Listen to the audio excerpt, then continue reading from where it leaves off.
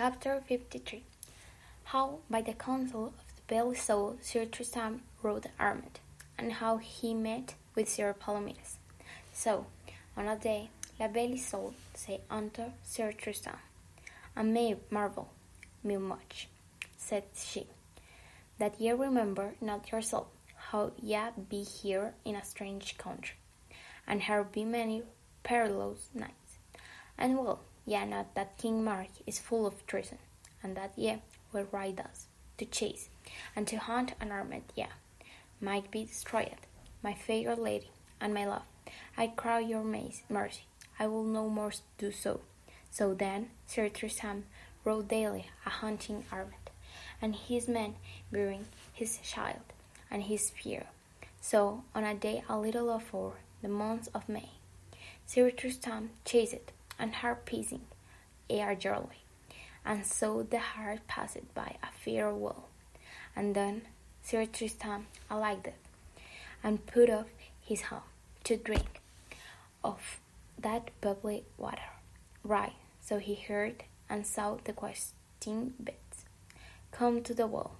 When Sir Tristram saw the best, he put on his helm, for he demanded he should hear of Sir Palomides, for that best was his quest.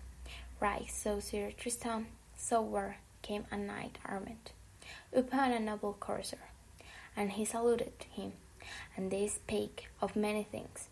And this knight's name was Bruce Soundspeed. And right so withal there came unto them the noble knight Sir Palomides, and either saluted other and spake fair to other. "Fair knights," said Sir Palomides, "I can tell you two things." "What is that?"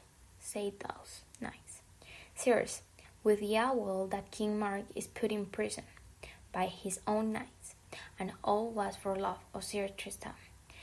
For King Mark had put Sir Tristram twice in prison, and on Sir Percival delivered the noble knight Sir Tristram out of prison. And at the last time Queen La Belle Isoult delivered him, and went clearly away with him into his realm. And all this while King Mark, the false traitor, is in prison. Is this true?" said Sir Palomides. "Then shall we hastily hear of Sir Tristram.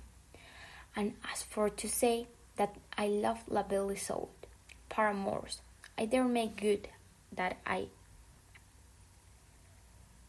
do, and that she hath my service above all the other ladies, and shall have the term of my life." And right, so as those stood talking, then they saw afore them where came a knight, all armed, on a great horse, and one of his men bare his shield, and the other his spear. And anon as that knight spied them, he gat his shield and his spear, and dressed him to joust. "Fair fellows," said Sir Tristram, "yonder is a knight will joust with us. Let's see which of us shall encounter with him, for I see well he is the court of King Arthur. It shall not be long, or he be met withal," said Sir Palomides, "for I have found never no knight in my quest of these glasting beasts, but an he would just, I never refused him. As well may, I said Bruce Soundspeed.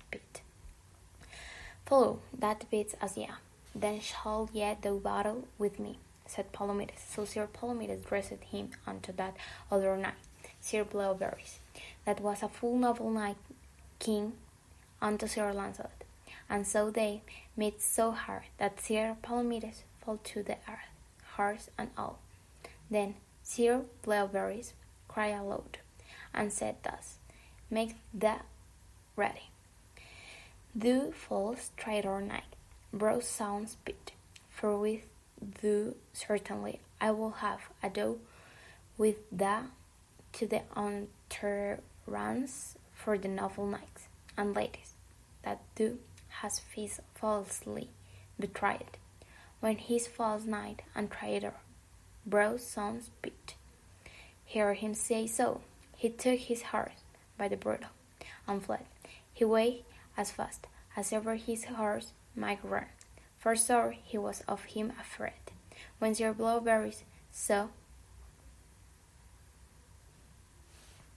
him flee, they followed fast after, through thick and throwing thin, and by fortune as Sir Bruce fled, he saw even afore him 3 knights of the Table Road, of the which the one hight Sir Hector de Maris, the other hight Sir Percival de Gales, the third hight Sir Harry le Fils Lake, a good knight and a hardly. And as so Sir Percival, he was called at that time of the dust, one of the best knights of the world, and the best assured. Then Bruce saw these knights, he rose straight unto them, and cried unto them, and prayed them of resources. What need have ye? Said Sir Hector. Oh, fair knight, said Sir Bruce, here followeth me the most traitor knight, and most coward, and most of villainy. His name is Bruce, sons, Pete, and if he may get me, he will so slay me without mercy and pity. Abide him, us, Sir Percival, and he shall warn you. Then where there were as Sir Blueberries that came reading all that he might. Then Sir Hector put himself forth to just afford them.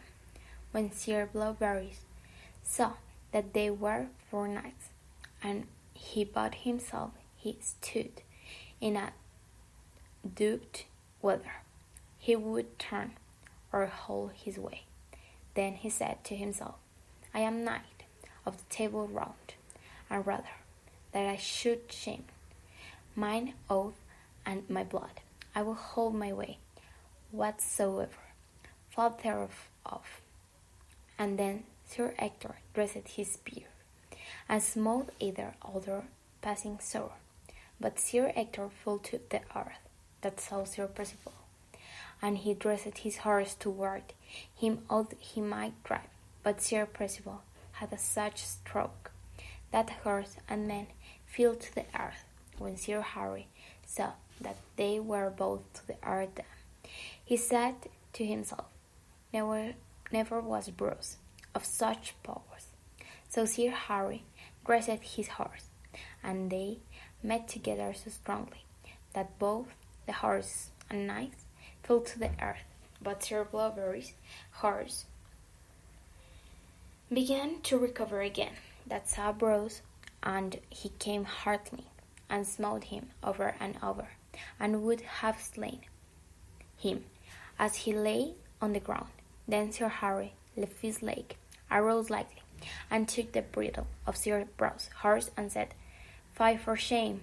Strike never a knight when he is at the earth, but for the knight may be called no shameful knight of his deeds.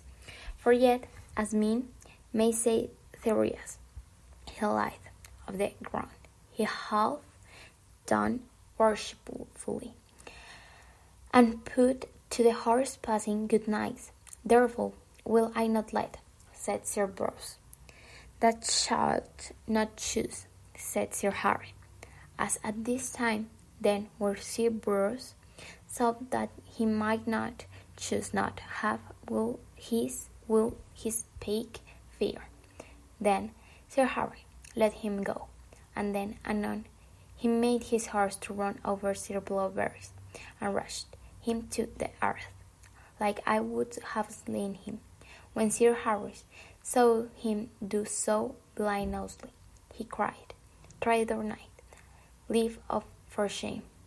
And as Sir Harry would have taken his horse to fight with Sir Bruce, then Sir Bruce ran upon him, as he was half upon his horse, and smote him, horse and man, to the earth, and had near slain Sir Harry. the good knight.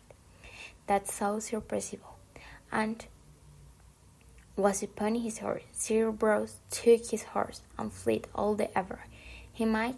Sir Percival and Sir Harry followed after him fast, but ever the longer they chased, the farther were they behind.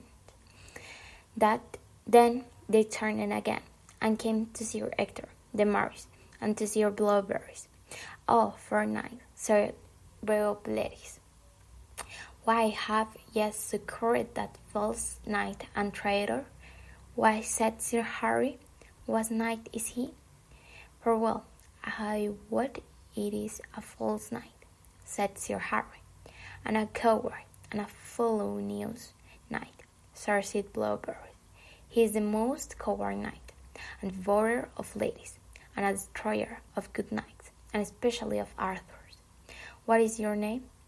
said Sir Ector. "My name is Sir Blowberries de Canes." "Alas, fair cousin," said Ector, "forgive it me, for I am Sir Ector de Maris." Then Sir Percival and Sir Harry made great joy that they met Blowberries, but all they were heavy that Sir Bors had escaped them, wherefore they made great dole.